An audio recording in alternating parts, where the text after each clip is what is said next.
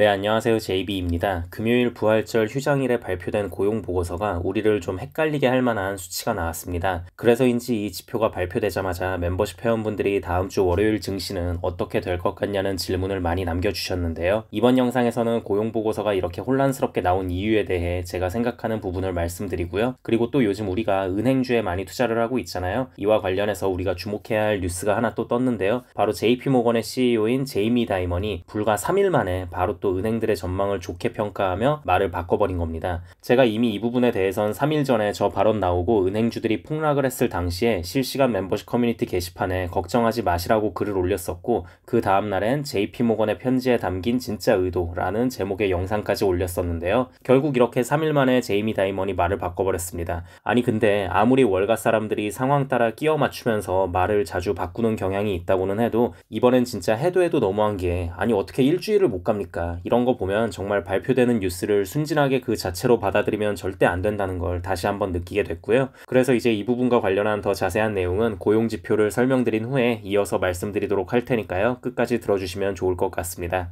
네, 그럼 금요일에 발표된 고용보고서에 대한 결과부터 말씀을 드리자면요. 저는 개인적으로 지금 상황에선 나올 수 있는 최선의 결과가 나왔다고 생각합니다. 최선의 결과가 나왔다고 표현을 한 이유는 지금 상황에선 실업률 관련 지표는 그냥 이도저도 아니게 애매하게 나오는 게 가장 좋거든요. 물론 이 최선이라는 것의 의미가 각자 개인마다 다를 수 있습니다. 확실한 폭락을 바라며 추가 매수 타이밍을 기다렸던 분들에겐 아쉬운 결과일 수 있고요. 롱 포지션에 많이 투자하고 계시고 심지어 추가 매수할 여력도 별로 없는 분들에겐 그나마 다행스러운 결과가 나왔다고 생각합니다. 적당히 그냥 예상치에 맞춰서 나왔거든요. 우선 실업률 예상치가 전월 대비 변화가 없을 거라고 봤던 3.6이었는데 3.5가 나왔습니다.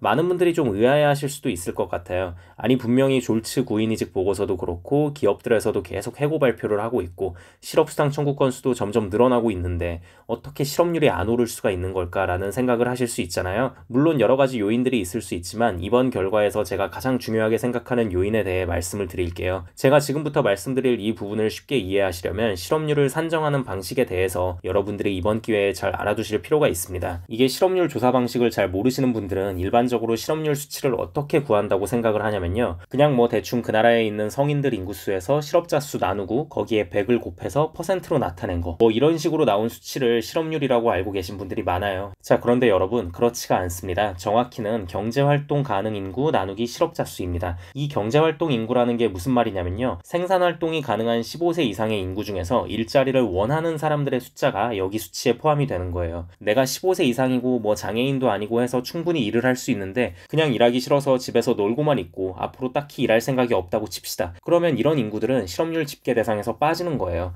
좀 더 구체적으로 예를 들자면 뭐 이런 겁니다. 실업률 조사를 할 때 집집마다 전화를 돌리던 설문지를 돌리던 하겠죠. 그래서 이제 질문에서 앞으로 일할 생각이 있냐고 물어봤는데 아니요, 전 일할 생각 없는데요, 그냥 계속 놀 건데요 라고 답변한다던가, 아니면 뭐 저 이번에 대학원을 들어가게 돼서 한동안 일을 못하는 상황이에요 라고 답변한다던가, 아니면 이번에 다쳐서 더 이상 일을 할 수 없는 상황이 돼버렸다고 하면 이런 사람들은 그냥 실업률 수치를 산정할 때 아예 빼버린다는 거예요. 이런 사람들은 경제활동 가능 인구가 아니라 비경제활동 인구로 분류를 해버리니까요. 그렇기 때문에 우리가 실업률도 실업률이지만 또 어떤 수치를 주의 깊게 봐야 하냐면요. 노동시장 참여율이라는 수치도 자세히 들여다봐야 하는 거예요. 말 그대로 노동이 가능한 인구들을 대상으로 이 사람들이 얼마나 노동시장에 참여할 의지가 있는지 알아보는 수치인데요. 이 수치는 계속해서 늘어나는 추세입니다. 전월 대비로도 0.1이 또 늘었어요. 이 정도면 2020년 3월 팬데믹 이후에 가장 높은 수치입니다. 이 수치는 많이 늘어날수록 좋아요. 왜냐면 그래야 일하겠다고 하는 사람들이 점점 많아진다는 얘기고, 그렇게 돼야 임금 인플레가 꺾일 수가 있습니다. 그러니까 여러분, 이번에 실업률 수치가 생각보다 꺾이지 않고 잘 나오게 된 게 노동시장 참여자들이 더 늘어나게 되면서 낮게 나온 부분도 있는 겁니다. 그만큼 분모가 더 커졌으니까요. 그리고 이 부분은 상당히 좋은 거죠. 왜냐면 코로나 터지고 정부에서 돈을 개인들한테 너무 펑펑 뿌려대서 일 안 해도 돈이 막 들어오니까 살만하니까 한때 이 노동시장 참여율 수치가 엄청나게 떨어졌었거든요. 일을 하겠다는 사람들이 없었어요. 뭐하러 굳이 일을 하겠어요. 가만히 쉬고만 있어도 정부가 돈을 공짜로 주는데. 네, 아무튼 그래서 이제 드디어 사람들이 정신을 정신을 좀 차리고 일을 하겠다고 노동시장에 나오고자 하는 부분은 상당히 좋게 볼 수 있을 것 같고요. 그리고 또 한 가지 말씀드리자면요. 3월에 은행들 파산하고 관련 악재들이 심하게 터지면서 많은 기업들이 인원을 줄일 것으로 예상했는데 어떻게 실업률이 오를 수가 있냐고 의아하실 분들도 계실 것 같아서 말씀을 드리자면요. 아직 은행발 악재의 여파가 미치기에는 조금 이른 시점이긴 합니다. 은행발 악재가 본격적으로 터진 게 3월 중순쯤이었잖아요. 근데 위기가 터졌다고 해서 기업들이 하루아침에 그 많은 수의 직원들을 다 짐 싸게 하고 해고시킬 수 있는 건 아니거든요. 그러니 이번 3월 지표에는 은행 파산이라는 대형 악재가 적용되긴 좀 이른 부분이 있었다고 보여지고요. 하지만 이 부분은 앞으로 차차 점진적으로 산업 전반에 걸쳐서 적용될 것으로 보여집니다. 이번에 크레딧 스위스를 인수한 스위스 1위 금융그룹인 UBS만 하더라도 36,000명의 직원을 해고할 것이라고 밝혔는데요. 이 정도면 최근 몇 개월 동안 일어난 해고 중에 가장 큰 규모의 해고라고 보시면 되고요. 이런 걸 보면 이미 빅테크 중심으로는 해고가 파격적으로 단행되고 있었지만 앞으로는 더더욱 해고 물결이 커질 것으로 보고 있습니다. 그리고 여기서 우리가 또 한 가지 안심할 만한 부분은 뭐가 있었냐면요. 시간당 평균 임금이 전년 대비 0.4가 떨어지면서 많이 줄었습니다. 물론 전월 대비로는 0.1 높게 나오면서 약간 오른 건 아쉽긴 하지만 그래도 어쨌든 전년 대비 수치가 훨씬 더 중요한 거거든요. 그러니 이건 그렇게 알아주시면 될 것 같습니다. 자, 그럼 오늘 썸네일에 제가 적어둔 부분에 대해 이야기를 좀 해보겠습니다. 미국의 최고 은행이자 전 세계 최고 은행 JP모건의 CEO인 제이미 다이먼. 아, 정말 어떻게 3일 만에 이렇게 또 아무렇지 않다는 듯이 말을 바꾼답니까? 네, 아무튼 이 제이미 다이먼이 금요일에 CNN과 인터뷰를 진행했는데요. 제이미 다이먼의 인터뷰를 진행한 인터뷰어가 계속 물어봤어요. 은행 위기가 끝났다고 생각하냐? 계속될 거라고 생각하냐? 이 질문에 대해서 제이미 다이먼이 초반에는 좀 직접적인 답변을 회피하는 듯 어물쩍 넘어가려고 했었는데 이 인터뷰어가 중간중간 계속 물어봅니다. 확실한 답변을 원한다는 듯이. 그래서 결국에는 제이미 다이먼이 살짝 본심이 나온 듯한 결정적인 발언을 해버렸어요. 은행 위기는 이제 거의 다 끝난 것 같다고. 네, 아니 저는 진짜 이 인터뷰 보면서 느낀 게 이 인터뷰를 진행한 이분 직책이 뭔지는 모르겠는데 아 정말 잘한다. 제이미 다이먼이라는 초대형 거물을 상대로 뭐 적당히 맞춰주고 이런 것도 없이 끝까지 집요하게 파고들면서 진짜 대중들이 궁금해할 만한 걸 집요하게 캐묻습니다. 그러면서 기어이 이 제이미 다이먼이 연례서안에서 쓴 내용과 지금 괜찮다고 하는 발언 내용이 좀 달라진 것을 지적하기도 하고 하면서 제이미 다이먼을 당황하게 하는 듯한 느낌도 좀 받았거든요. 네, 아무튼 그래서 여기서 우리가 알 수 있는 핵심은요. 결국 3일 전 연례서안에서 은행 위기가 계속 지속될 거라고 밝힌 부분은 크게 걱정할 게 아니었다는 겁니다. 이때 연례서안 발표되고 은행주들 전체적으로 다 크게 하락할 때 제가 새벽에 올린 실시간 멤버십 게시글에서도 말씀드렸고 그 다음날 영상에서도 말씀드렸습니다.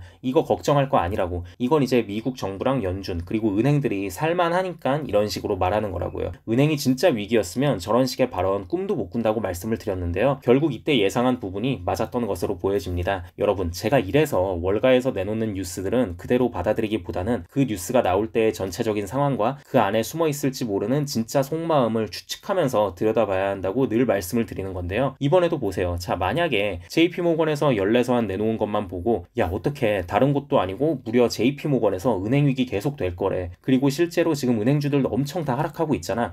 은행주 샀는데 큰일이다. 지금이라도 다 팔아야겠다. 하고 하락한다고 손해보고 다 던졌으면 어쩔 뻔했습니까? 그 다음날 바로 폭등시켜버리면서 전날 빠진 것만큼의 주가는 회복시키고도 남았는데 이거 못 먹는 거였잖아요. 그래서 이런 단기적인 노이즈에는 멘탈이 흔들리면 안 되는 겁니다. 네, 그리고 다음 주 월요일 주식장이 어떻게 될 것 같냐고 물어보시는 분들이 많으셔서 이에 대한 제 생각을 말씀드릴게요. 저는 주식이나 채권은 그동안 워낙 많이 오르기도 했으니까 그냥 보합권을 유지할 것 같지만 금융섹터로 돈이 몰리면서 은행주들은 상승하지 않을까라는 생각을 현재로선 갖고 있습니다. 물론 뭐 제 예측이 틀릴 수도 있습니다. 그리고 영상을 올린 이후로 일요일이나 월요일에 갑자기 일들이 터지면서 증시가 예측한 것과는 전혀 다른 방향으로 흘러갈 수도 있지만 그래도 지금 당장 제가 생각하는 부분은 시원하게 말씀드리는 게 나을 것 같아서 이렇게 말씀드리고요. 제 생각에는 1분기 실적 발표를 앞둔 현재 여러 가지 상황이 은행주들에게 나쁘지 않게 돌아가고 있다고 생각을 합니다. 그리고 지난 목요일 블라디 여는 총재의 연설을 보고 더욱더 1분기 은행 실적에 대한 믿음이 생겨서 뱅크 오브 아메리카 추매에 들어갔다고 말씀을 드렸고요. 아직 월요일 장이 열린 건 아니지만 금요일에 제이미 다이먼의 인터뷰를 보고 잘한 선택이었다고 생각을 하고 있습니다. 우선 그럼 이 부분은 월요일 장이 열리고 나면 다시 한번 언급해 드리도록 하고요. 오늘도 새롭게 멤버십 가입해 주신 분들이 많이 계셔서 감사 인사드리고 마무리하도록 하겠습니다. 티킴님 맥도날드 멤버십 가입 감사드립니다. 윈스턴 린님 맥도날드 멤버십 가입 감사드립니다. 와이니님 맥도날드 멤버십 가입 감사드립니다. 수반님 맥도날드 멤버십 가입 감사드립니다. 그래비티엘님 맥도날드 멤버십 가입 감사드립니다. 류석호님 맥도날드 멤버십 가입 감사드립니다. 김종성님 스타벅스 멤버십으로 업그레이드 감사드립니다. 김성균님 스타벅스 멤버십 가입 감사드립니다. 스티브킴님 스타벅스 멤버십으로 업그레이드 감사드립니다.